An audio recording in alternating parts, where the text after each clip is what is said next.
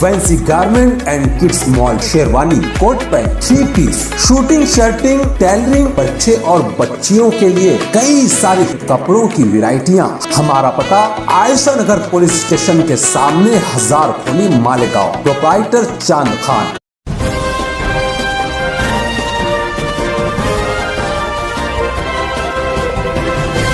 मानव समाचार, मानवता के हक में। मानव समाचार में आपका स्वागत है। आइए हम एक ऐसे व्यक्ति से आपकी मुलाकात करवाते हैं जिनका एक संकल्प है। उन्होंने 21,000 किलोमीटर का सफ़र तय करने का इरादा किया है। आइए हम उनसे जानते हैं क्या बात।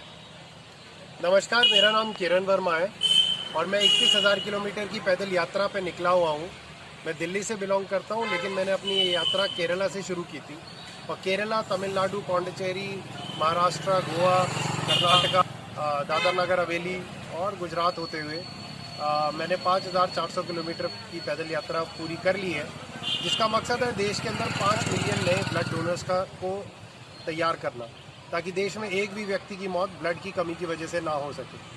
कोरोना के चलते दूसरे लॉकडाउन में आपने देखा होगा कि प्लाज्मा के कितना त्राही हुआ था पूरे देश में। उस वक्त मैंने ये प्रतिज्ञा प्रण लिया था कि देश के अंदर एक भी व्यक्ति की मौत ब्लड की कमी की वजह से नहीं होनी चाहिए, और उसको पूरा करने के लिए हमें 5 मिलियन नए ब्लड डोनर्स की ज़रूरत है।